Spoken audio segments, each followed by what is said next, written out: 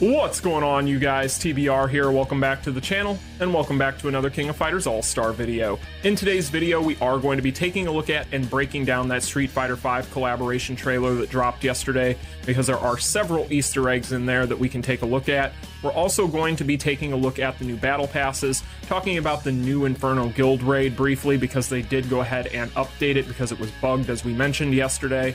And then we're also going to be giving you guys a little bit of observations and information on the change-up system 24 hours removed from its release, because now that I've had a chance to play around with it, I just want to go ahead and give you guys a little bit of my observations on that. So there's going to be quite a bit we're going to talk about today, but before we get into all of that more, make sure if you guys haven't already done so, you smash that like button and subscribe, and let's go ahead and get into the video.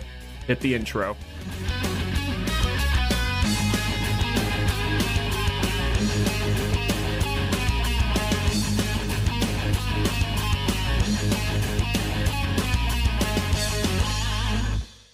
Alright, you guys, so the first thing I want to go ahead and do today is I want to go ahead and take a look at the Street Fighter V collaboration trailer that dropped early yesterday morning. Now, yesterday I wasn't able to actually see this trailer before I ended up cutting that video yesterday on the update breakdown. Unfortunately, this came out while I was shooting that, because yeah, I get up at like 4 a.m. to do those videos on those update days. So I'm going to go ahead and do that in today's video. There is quite a few things in here by slowing it down that you'll be able to see, and I'll try to point all those things out doing that. So what we'll do here is we'll go ahead and set it to 0.25 speed, and I will have a link in the description to this trailer if you guys want to check it out for yourselves if you haven't already done so. With that being said, let's go ahead and take a look at it. So there's going to be several different things that they used in this trailer that I will try to point out to you guys that are going to kind of go by quick, and so if you're not slowing it down, you could easily miss them. So the first thing you're going to notice here is we do see several splash pages and several splash arts for the King of Fighters All-Star that we've seen used previously, which I thought was kind of a nice little homage. But then of course there we have Street Fighter, we have Ryu there looking kind of like a goober, not gonna lie. Not the most flattering photo of him. And then, as you see there, another splash page that we've seen used for the King of Fighters All-Star before, so they're kind of going through some of the greatest hits of some of their splash pages in this trailer as well, and you'll be able to see those plastered all over the city in this trailer, which actually is also going to be part of where we're going to see a few teases here, I think, as well. So, what we'll see here first up is we're going to see Kyo rushing at Ryu, of course. Such a cool visual. Haven't seen these two face off in quite a few years. Now, I paused this here for a reason, and not just because I am so nostalgic for Capcom vs. SNK 1 and 2. Instead, I paused this because if you take a look up here in the top corner, or at least the top middle of the screen, top middle of the screen, you will see Luke. So that is, of course, going to be Luke there. Now, there has been a lot of rumors based on those Datamines that Luke will be one of the characters included with this collaboration. It almost seems like it is certain at this point, but I figured I'd go ahead and point that out. Probably a little bit of a tease on Netmarble's part there, but that is something worth noting. You'll also see some more of the Street Fighter art here in the background as well. So they definitely used a lot of assets in the background that are going to be kind of like little Easter eggs, little teases here and there. So that's the biggest thing I was paying attention to as I went through this. But you definitely see Luke in there, which I thought was probably a pretty good indication of the fact that they are teasing us with his inclusion in this. Now here isn't as much for us to see, although we can see that same shot of Luke there, and that pretty much confirms that that is Luke in the back there, because those are going to, of course, be his shorts. So that is definitely going to be Luke there. Hard for me to tell what is going on right here with these two. I see two figures here, but I can't really necessarily tell very well who those are. But let's see. Yeah, I can't really tell who that is. So I don't know that that's any sort of tease for anything there either, but let's see. We've also got the same KOF art I think we had already seen. And then we also have, if we take a look over here, it does look like we have the bearded version of Ryu there over on this page. So there's going to be several different splash pages on here for Street Fighter in this side on this building. And it does look like we've got the bearded version of Ryu there on that side. So pretty cool stuff in general. And then, and then you get a better shot of it. So yeah, there's definitely the bearded Ryu there, or the hot Ryu as people call him. And then of course down there you've got Luke. So I think Luke is definitely confirmed for this. I definitely trust those data mines. That is something that I have stood by, is those data mines, because there's no reason for him to be included in the data mines if he's not going to be in the collaboration. So for those of you out there still holding out hope that he isn't going to be there, I think that it's definitely a lock at this point. Let's see here, I'm gonna back that up just in case there was something else there. No, doesn't look like it, same shot, just a different angle. And we got Ryu looking mad angry there. His eyebrows have a mind of their own too. Got Kyo just telling him to bring it on. So cool. So cool. Now here, I don't think that there's anything necessarily new here. That could be, I don't know who that is right there. Let's try to back it up just a little bit. Is that Akuma? I think that could be Akuma. It's hard to tell, but I think that could be Akuma. But then again, they confirm Akuma in here anyway. So, and then you see also there's another shot of Luke shorts. So Luke crotch right there on the top. So that's pretty much, I think, what we're going to be able to derive from some of those scenes there. And we got Ryu charging up the Hadouken. Don't call it the Kamehameha, but the biggest thing about this, in my opinion, you guys, is of course we have confirmation March 24th is going to be the release date. So that is going to be, I believe, on is that a Thursday? A few moments later. All right, I consulted a calendar. It is a Thursday. So March 24th is going to be the release date for this collaboration. So we have about a month to be saving right now, you guys. It's going to be one of those situations where I think a lot of people will be pretty happy with that. So right now, for those of you wondering when the Street Fighter collaboration is, like I said yesterday, I had posted this on my community tab, this entire trailer, but basically the 24th is going to be the official release date. In yesterday's video, of course, like I said, I hadn't seen this yet. I had said that depending on kind of what they were doing with schedules, we had originally thought that maybe the 15th might be the date in the community, just based on that website, because it had the pre-registration for the 15th. However, we didn't have any necessary confirmation there. Now we pretty much know exactly what to expect. And yes, that was an indication yesterday with that update, the fact that it is going to be going away, I believe, on the 16th with what we currently have. That pretty much indicated that that was not going to be the release week for this. So this pretty much confirms the release date though, so now we know, so we're good to go there. So we don't have to speculate on that anymore. So good stuff overall. March 24th cannot come soon enough. And then of course, the final part of this trailer is the most hyped part for me personally, because of course, we are going to have Akuma showing here for the very first time, and it is so awesome. This is the character I've been waiting for. You guys have seen 2 years in a row on my top 5 characters I want to see included in the King of Fighters All-Star the most. Akuma has been on that list both years, and now I can finally take him off the list in the next one, because here he is in all of his glory. We did have a data mine for him yesterday as well that I showed you guys. So awesome stuff. That is going to be the trailer. Overall, like I said, you guys, the biggest thing about this is going to be the fact that we know now that this is going to be coming out on March 24th, so we have plenty of time to save. But with that being said, we're going to go ahead and jump into the game, and I want to talk about a couple of things.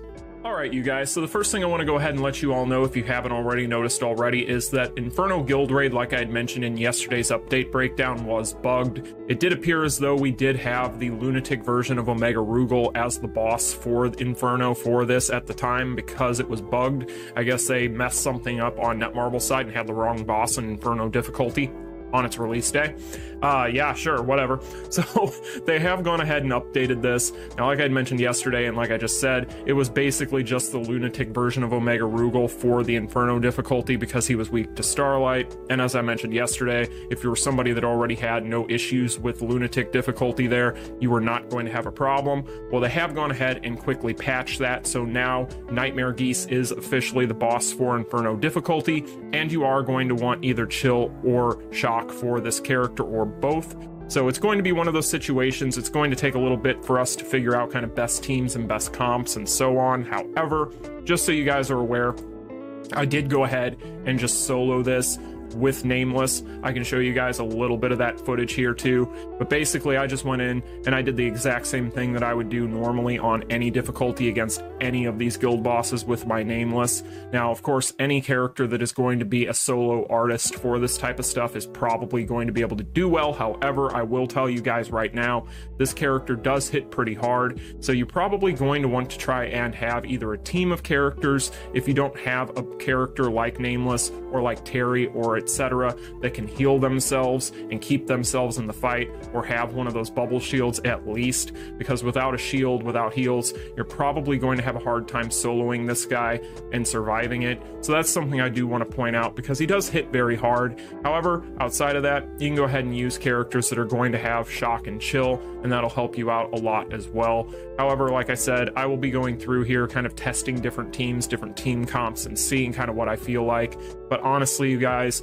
because of the power creep in this game, like we've always said, if you have a character at Awakening level 5 that's one of these top tier Uber limited banner characters, you're probably not going to have much of an issue with this. So kind of keep that in mind if you're in that position. If you're not in that position, then you're going to want to kind of play around with different team comps and kind of keep in mind what I just said. Overall, it is more difficult, I would say, maybe a little bit, but not by much. Like I said, he just tends to hit a little bit harder. But in general, that's pretty much what I noticed in that playthrough with him. Not anything too crazy. And like you can see on screen with this footage, it wasn't anything where I had to pivot away from my normal strategy with my Nameless in these solo runs. So you should be able to kind of replicate a solo run with your favorite solo character, so long as they can stay in the fight. Otherwise, you're probably going to need to play around with things. So I just want to make sure I noted to you guys that that had been updated, because they definitely went in and fixed that, which is very cool. Can't believe that was that big of an oversight. I couldn't believe that they had actually kept that in there, but it is what it is. So with that being said, the next thing I want to talk about is the battle passes.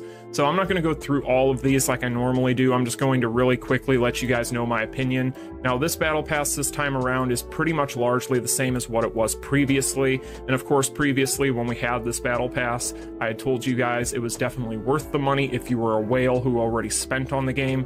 So in general, I would say that that kind of persists with this one. As you guys can see, this pool here, it's going to be, from what I can tell here, you're not going to have Terry nor Mary in here again, so it's not going to necessarily be completely up to date. If you're somebody that needs a memory for either of these guys right now with the new change-up system, that's something you could consider there, because there is definitely value here in a big way. In general, if you're somebody that doesn't mind spending the money, this is definitely a pass that's worth it.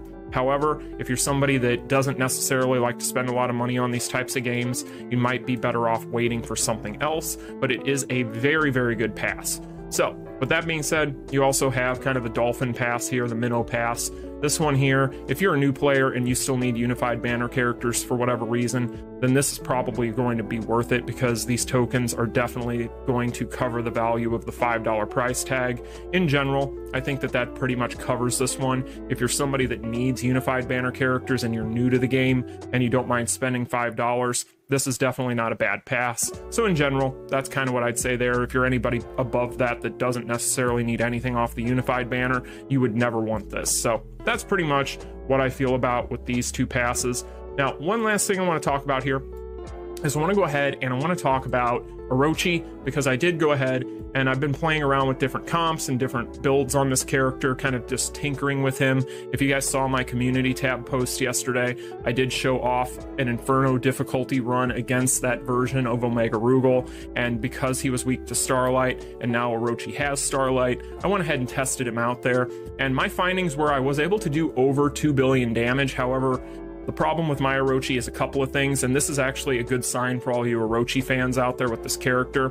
He does not have good stones at all. Like, my Orochi stones are absolutely crap, for lack of a better term. So as you guys will see here, I have the 2% power there. I have this one here that I literally just swapped on and was able to increase my damage quite a bit. So that ended up doing a couple 100,000 more damage overall by the end of the fight. And then obviously this one here is the decreased damage received. So the reason for my stones on both my Orochi and my BS Omega Rugal being kind of all over the place is because these were actually stone slaves for better characters for the past like year. So that's why. And I don't really necessarily have unpairing kits right now to be able to play around with these as much as I would like to, so I can't really do that. So it's going to have to be what it's going to be. But with that being said, I do think that in general, it is a good sign for this character. Like I said, I'm still working on builds and trying to figure all that out. But when it comes to this character, I am very happy with where he's at. The problem is his survival. So his survival is not very good. He doesn't like to take a hit against Omega Rugal, and I'll try to show you guys a little bit of the footage here. But against Omega Rugal, for example, he doesn't like those nukes. So he ends up taking a lot of damage from that. So he doesn't have a shield, and in general, with him and Omega Rugal, I think that that's going to be their biggest weakness and their biggest downfall in general with some of this content, is if you want to use them like some of these updated Boss Syndrome characters that we've had over the course of the past several months, you're definitely going to find that they aren't going to be as heavy on the survival side because they lack a shield. So that is something you want to keep in mind. In general, though, when it comes to the whole change up thing with these characters and what I did with mine, of course I have my EX core board here, and I've been playing around with this. I haven't reset this yet. I might do that. I've just been tinkering with things and testing things because right now nobody's an expert on this system and we're all trying to kind of figure things out. But I have been kind of playing around with things. This definitely makes a difference. In my opinion, this is definitely the best part of this system right off the bat whenever you first unlock it for these characters. This definitely seems like the biggest selling point. In general, these EX skills aren't necessarily my favorite thing in the world. They're kind of in that position where honestly you could take them or leave them. I think that right now they're kind of just more so for PvE at least. This isn't applying to PvP in any way, shape, or form. I think that honestly they're kind of just there for PvE. You know, there is a case to be made maybe in certain specific situations, but because when you use them, it uses your awakening as well, so it ends up burning your awakening and resetting the clock on it. I don't necessarily like that. Now, of course, if you use your EX skill, your awakening skills are available to you, what it'll do is it will actually set you at 20 seconds on your awakening rotation. So it doesn't give you the full 1 minute that you would normally have as far as a cooldown period when you use your EX skill. So there is that. So that does offset things a little bit. But in general, in those positions, I can't really think of a reason why I wouldn't want to just use my awakening rotation instead of my EX skill in those situations. Like I said, maybe in specific situations for some of these specific ones, like for instance, Metamorph here is going to be the one that is going to make you immune to some of these different CC effects. So in general, I could definitely see that being a case, but outside of that, really, most of the time, I think that the biggest reason why initially right off the bat you would want to EX a character would be to go ahead and just get this core board. Now, with that being said, it is 3 memories to do so, so it is pretty hefty. So kind of what you would need to do here, you guys, and I'm not going to make this a guide on this system, but I do want to at least show you guys a little bit of what I'm thinking with this right now. So let me go ahead and try and find Omega Rugal here. Where are you? There he is. So Omega Rugal.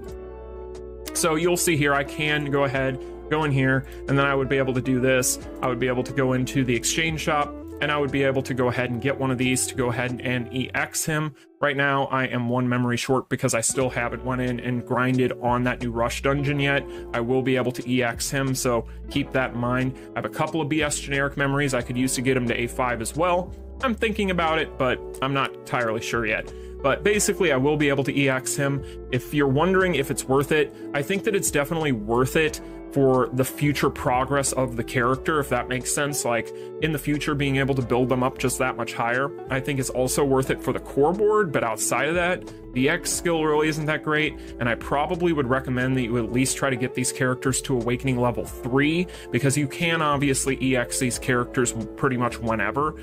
I would recommend at least getting them to A3 before EXing them. That would be my recommendation, because you want to go ahead and try to capitalize on the core board. You want to try and at least get the character up to the point where you can get all those stones on them, and I would not be wasting a bunch of memories on these characters. Like I said, it's 3 to EX them. I would not be doing that until you at least have them at A3, at which point you can kind of start considering it. So basically, you'd be able to change that up, then you'd be able to go in and play around with those stats. Now, those stats, if you guys aren't aware, we go in here. Let's see. So, go ahead and show you guys. So you'll see in these stats, that you're pretty much, whenever you originally unlock this character up to Awakening level 5, EX him, all that sort of stuff. For me, I ended up with a total of 50 of these stat points. So you'll be able to see I've used 14 here, 20 here, I still have 15 here, and I have 1 here. So a total of 50. So basically, I had 50 points to play with, and this is going to fluctuate, I believe, depending on how high the Awakening level is. I would assume, and this is just based on my assumption, so take this with a grain of salt. Again, everybody's still trying to kind of figure out the little idiosyncrasies of this, and that's why I'm not going to consider making a guide today. I want to go ahead and get a little bit more information, but I believe, just based on the breakdown of the 50 points that I got at Awakening level 5, and I'll be able to confirm this whenever I EX my Rugal, but I do believe that this is probably going to give you 10 points per Awakening level. I could be wrong, but I do believe that's probably the case.